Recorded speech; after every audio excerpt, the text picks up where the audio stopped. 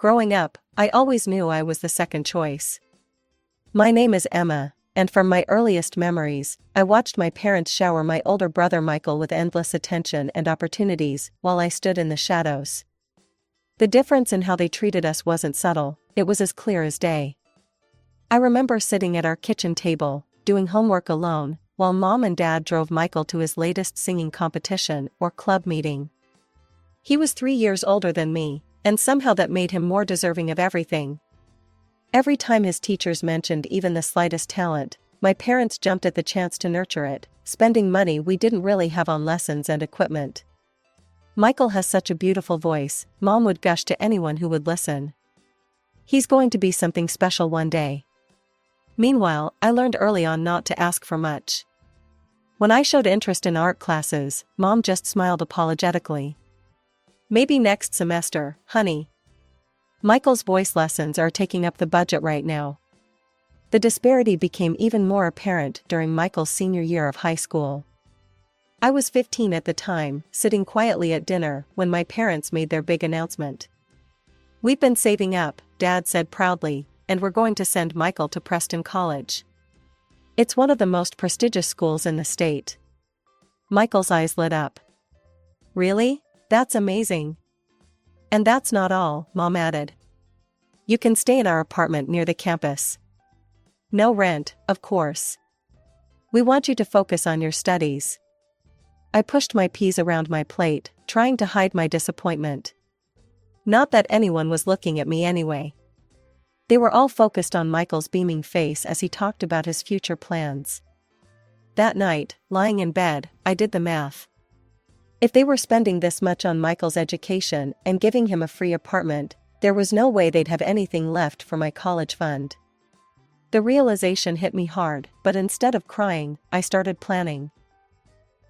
The next day, I visited my grandparents' antique store. My grandfather listened as I explained my situation. "Well, Emma," he said, studying me carefully, "I could just give you the money for college." He paused, stroking his chin thoughtfully. "But I think it would be better if you earned it yourself. How would you like to work here after school?" So that's how it started. While Michael packed up for his prestigious college adventure, I began working at the antique store.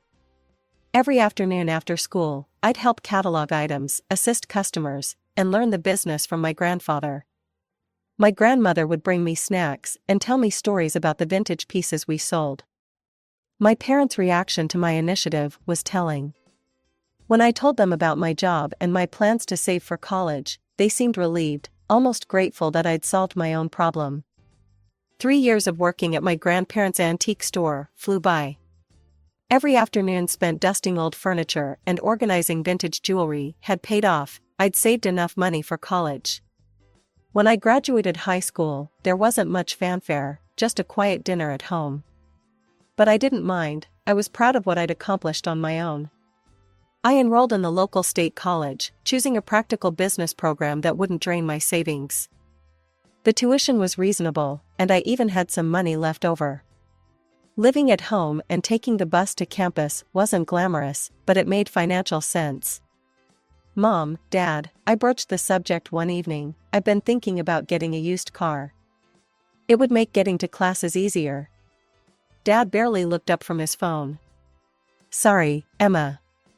We just don't have the money for that right now." Mom chimed in, "The bus system is perfectly fine. Lots of students use it."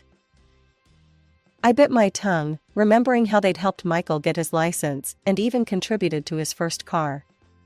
But that was ancient history now. My first year of college passed quickly, and just as I was finishing my spring finals, our house erupted with excitement. Michael was graduating from Preston College. Mom and Dad threw him an elaborate celebration, inviting what felt like half the town. Our house was packed with relatives, friends, and neighbors, all there to celebrate my brother's achievement. I was arranging appetizers in the kitchen when Michael made his grand entrance with a pretty blonde woman on his arm. Sarah, his college girlfriend. They were beaming as they walked into the room, hand in hand. "Everyone," Michael announced, commanding immediate attention, "Sarah and I have some exciting news. We're engaged." The room exploded with cheers and congratulations. Mom burst into tears of joy, and Dad clapped Michael on the back so hard I thought he might fall over. But wait, there's more, Sarah added, her voice sweet as honey. After the wedding, we'll be moving to Connecticut. My parents own a successful business there, and they want us to take it over. Mom's tears turned into full-on sobbing. My baby boy, a successful businessman. That's my son, Dad proclaimed proudly. Always knew you were destined for great things. I stood in the corner, watching the scene unfold. Nobody seemed to notice that I'd just finished my freshman year with a 4.0 GPA, or that I'd been working part-time at a local cafe while maintaining my studies. But I was used to it by now. The wedding preparations consumed the next year. While I focused on my studies, now in my third year, Mom and Dad threw themselves into planning the perfect wedding for their perfect son. They took out a substantial loan to cover everything: the venue, the catering, the flowers, the band. Nothing was too good for Michael and Sarah. The wedding itself was exactly what you'd expect: extravagant, emotional, and all about Michael. I stood in my bridesmaid dress, which I had to pay for myself, watching my parents beam with pride as they danced with the happy couple. They'd spared no expense, even though I knew they'd be paying off the loan for years to come. After Michael and Sarah left for Connecticut, I stood in my cramped bedroom at my parents' house, staring at my textbooks. An idea struck me: the apartment where Michael had lived during college was now empty. It was perfectly located near campus, and it would give me some much-needed independence. I approached my parents that evening while they were watching TV. Mom, Dad, since Michael's apartment is empty now, would it be okay if I moved in there? They exchanged glances before Mom spoke. Well, honey, you can move in, but you'll need to pay rent. The words hit me like a slap in the face. Rent? But Michael lived there for free. Dad shifted uncomfortably in his recliner. That was different. We have the wedding loan to pay off now. We need the extra income. I couldn't believe what I was hearing. I'm your daughter too, I said, my voice trembling slightly. I've never asked you for anything. I worked for my college money. I take the bus everywhere. Mom held up her hand to stop me. She and Dad had one of their silent conversations, the kind they used to have when deciding whether to spend money on another of Michael's activities. Fine, Mom finally said. We'll charge you half the normal rent. I wanted to argue more, but I knew this was the best offer I'd get. Okay, I'll take it. That weekend, I moved into the apartment. It still had traces of Michael everywhere: holes in the walls from his college posters, water rings on the coffee table from his late-night study sessions.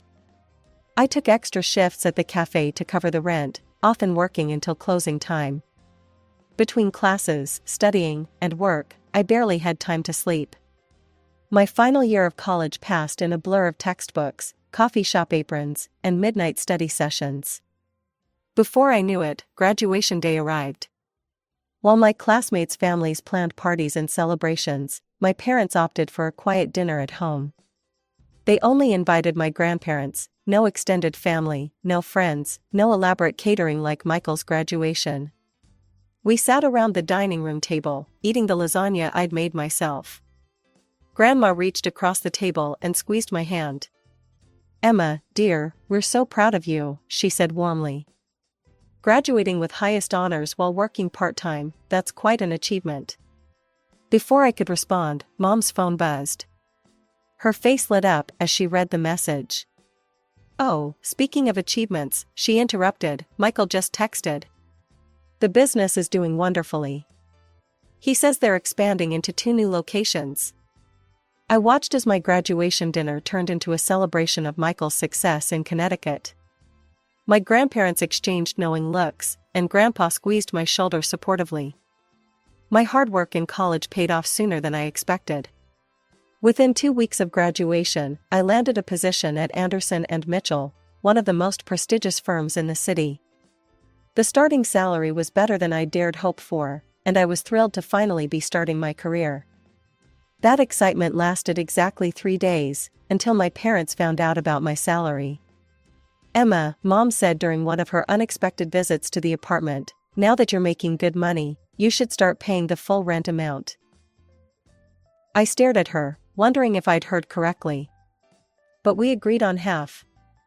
That was when you were a student, she replied matter-of-factly. You can afford it now. I wanted to point out that Michael had lived here for free even after getting a job, but I'd learned that comparing myself to my brother was pointless. The apartment's location was perfect, just a 10-minute walk from my office, so I reluctantly agreed. Life fell into a routine. I threw myself into my work, determined to prove my worth at the company.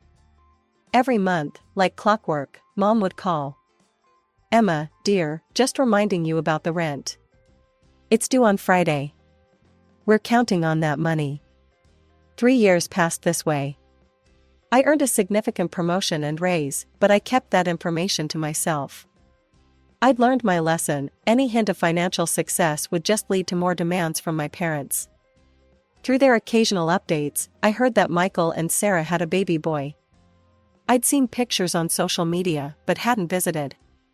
Our communication had dwindled to perfunctory birthday messages and holiday greetings. I was fine with that. Then came the phone call that changed everything. Emma? Mom's voice was tight with tension. We need to talk about your brother. There's been some trouble.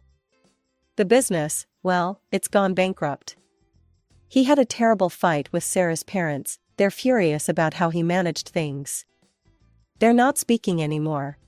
I closed my eyes, already knowing where this was heading. He's coming back home, she continued. With Sarah and the baby. Oh, I said carefully. I assume he'll be staying with you and Dad? Actually, Mom paused. That apartment you're in is quite large. He'll be staying there. The phone nearly slipped from my hand. What? Mom, this is my home. I've been living here for years. Don't be dramatic, Emma. Your brother needs help. He doesn't have any money right now, so he'll stay there for free. You can keep paying the rent. That's absurd, I protested. If he's moving in, maybe I should just find my own place. Don't you dare, Mom's voice turned sharp. We need your rent money now more than ever. Michael's going through a rough time, you wouldn't want to make things harder for him, would you? I shook my head in disbelief and hung up without another word. The moving day was worse than I'd imagined. Michael, Sarah, and their crying baby Tommy showed up with a mountain of luggage and baby equipment. Mom arrived to supervise the transition, which apparently meant making my life as uncomfortable as possible. Emma, clear out your room, Mom directed, hands on her hips. Michael and Sarah need it for Tommy's nursery. I stood in the doorway of my bedroom, my personal space for the past 4 years. What? Where am I supposed to sleep? The living room has a perfectly good couch, she replied, already starting to move my things. You can't be serious. I pay rent here, full rent, and you're putting me on the couch. Mom's expression hardened. Don't be selfish, Emma. Your brother has a baby. Babies need proper rooms. So I watched helplessly as my bedroom was transformed into a nursery, complete with a crib, changing table, and all the other baby paraphernalia. My belongings were unceremoniously piled in a corner of the living room, which was now my bedroom. The next few weeks were a nightmare. Michael moped around the apartment all day, alternating between complaining about his in-laws and reminiscing about his glory days as a successful businessman. Sarah spent her time either crying or arguing with Michael about whose turn it was to change Tommy's diaper. The baby seemed to sense the tension and cried constantly. I'd come home from a long day at work to find dishes piled in the sink, toys scattered everywhere, and dirty laundry spilling out of the hamper. The first few times, I tried ignoring the mess, but the dirty dishes attracted ants, and the clutter made it impossible to relax in what was now my bedroom. So I cleaned, I cooked, I did laundry. And every meal I prepared mysteriously disappeared before I could eat it. One evening, after a particularly frustrating day at work, I decided to extend an olive branch. Michael, I said, trying to keep my voice neutral, we actually have some openings at my company. I could put in a good word for you with HR. The benefits are great, and the starting salary is decent. Michael looked up from his phone, his face twisting with indignation. An entry-level position? Are you kidding me? I'm a businessman, Emma, I don't do entry-level. I need an executive position, something worthy of my experience. Your experience running a business into the ground? The words slipped out before I could stop them. Michael's face turned red. You don't know anything about what happened. That was my in-laws' fault. They set me up to fail. He stormed off to his room, my old room, leaving me standing there, wondering how much longer I could live like this. 3 months into our forced cohabitation, I sat at my kitchen table, now covered in Tommy's dried baby food and Sarah's coffee rings, reviewing my bank statements. The numbers didn't lie, my expenses had nearly doubled since Michael and his family moved in. That was the final push I needed to call my parents. I rehearsed what I would say, determined to remain calm and rational. The phone conversation went about as well as expected. Mom, Dad, we need to talk about the living situation, I began. Michael and Sarah aren't contributing anything to the household expenses. They're eating all my food, using utilities I pay for, and... Emma, Mom cut me off, her voice sharp. I can't believe how selfish you're being. Your brother lost everything. His in-laws betrayed him. He has a baby to take care of. Dad's voice joined in from the background. You should be grateful you're in a position to help family. But that's just it, I pressed on. I'm not just helping, I'm carrying the entire financial burden. They don't buy groceries, they don't. Enough, Mom snapped. Your brother is going through a difficult time. This isn't forever. You need to be more understanding. That night, I opened my laptop and started searching for apartments. I bookmarked several promising options, all within walking distance of my office. Just in case, I told myself. Just in case things get worse. Things got worse exactly 2 weeks later. I was sitting on my couch bed, trying to focus on work documents while Tommy wailed in the background and Michael and Sarah had their fourth argument of the day. The doorbell rang, and my parents walked in without waiting for anyone to answer. Mom had that look on her face, the one she used to get right before announcing Michael had been enrolled in another expensive program. Dad stood behind her, avoiding eye contact. Emma, we need to discuss the rent, Mom announced. I looked up from my laptop. I paid this month's rent on time, as always. Yes, but starting next month, we're doubling it. The room fell silent, even Tommy stopped crying. I stared at my mother, certain I had misheard. Double? But I'm already paying the full market rate. Mom gestured around the apartment. Well, now there are more people living here. More wear and tear on the property. More utilities being used. It's only fair that the rent reflects that. Fair? I couldn't help but laugh. How is it fair that I should pay double rent for being forced to sleep on a couch in my own living room? If anyone should pay more, it should be Michael. He's the one who... I'm not paying anything, Michael jumped up from his chair. This is ridiculous. I lost everything, and now you want me to pay rent? Of course not, sweetie, Mom soothed, before turning back to me with a harder expression. Emma, you have a good job. You can afford this. Your brother needs time to get back on his feet. I looked at each of their faces, Mom's stern expectation, Dad's awkward avoidance, Michael's entitled indignation, Sarah's smug satisfaction. 3 months of built-up frustration threatened to explode, but I swallowed it down. Instead, I simply nodded. Fine, I said quietly. Double rent, starting next month. Mom's face broke into a satisfied smile. She and Dad left shortly after, clearly pleased with how smoothly their announcement had gone. They had no idea they'd just given me the push I needed to finally make my decision. Later that evening, while trying to read a book on my uncomfortable couch bed, I overheard Michael and Sarah talking in the kitchen. They were trying to whisper, but their excitement made them careless. Can you believe it? Sarah giggled. Your mom just told me they're going to give us half of Emma's rent money every month. Michael's smug reply made my blood boil. Of course they are. They understand we need help right now. Emma makes plenty of money, she can support us for a while. This is perfect, Sarah continued. We get to live here for free, and we'll even have spending money. Your sister doesn't need to know. I lay there, gripping my book so hard my knuckles turned white.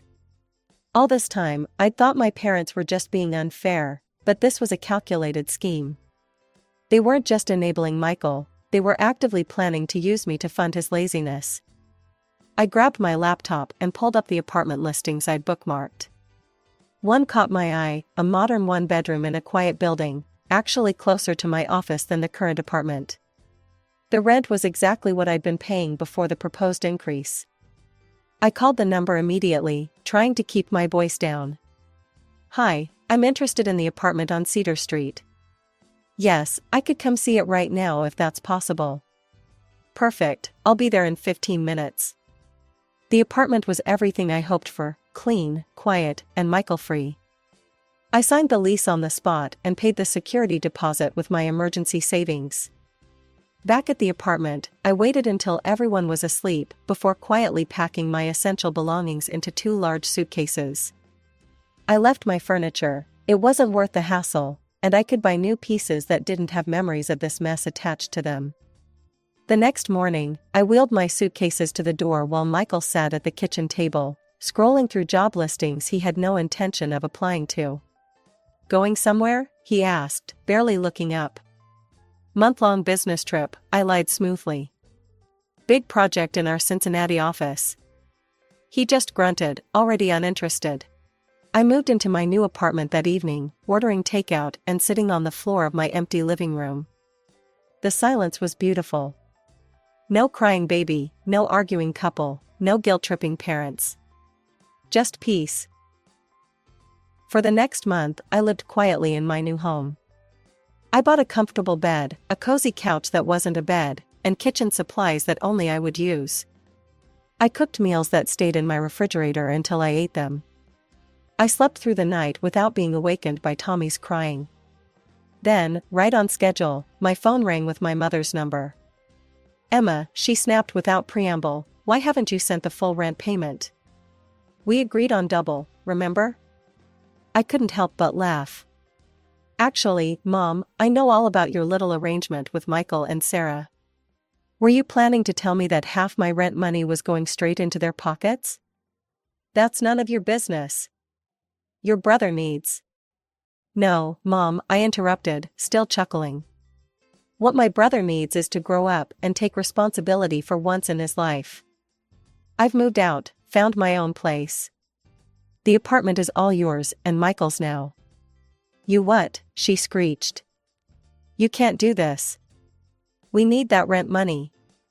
Well, I'm sure Michael will step up and start paying rent now that he's had time to get back on his feet. I can't wait to see how that works out for you. There was a moment of silence on the phone after my declaration. I could almost hear the gears turning in my mother's head as reality finally sank in. Their reliable source of income was gone, and all they had left was their unemployed son who had never paid a bill in his life. Emma, sweetie, Mom's voice suddenly turned sugary sweet, a tone I recognized from childhood when she wanted something. Let's not be hasty. We can work something out. What if we go back to the original rent amount? That was fair, wasn't it? I settled deeper into my new couch, the one I'd picked out myself, in my own apartment, where no one could kick me out of my bedroom. No, Mom, that's not going to happen. But Emma, we're family. You can't just. Family? I interrupted. Is that what you call it when you scheme behind my back to funnel my money to Michael? When you kick me out of my own bedroom while I'm paying all the bills? When you've spent my entire life treating me like an ATM while treating Michael like royalty? That's not fair. We've always. Goodbye, Mom. I hung up the phone and blocked their numbers. That was 6 months ago. My grandparents keep me updated on this situation, though I never ask, they just know I need to hear it, need to know I made the right choice. According to them, Michael, Sarah, and Tommy are still living in the apartment. They haven't paid a single month's rent. Mom and Dad are covering all the utilities, plus giving them spending money because the baby needs things.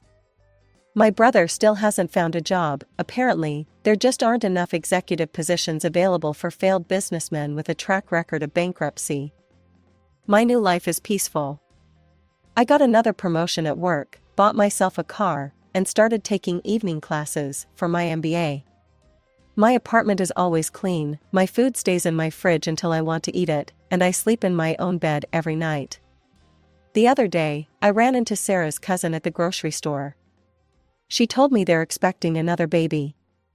I just smiled and wished them well, knowing that somewhere across town, my parents are probably already figuring out how to pay for another nursery. But that's not my problem anymore. For the first time in my life, I'm putting myself first. And it feels absolutely right.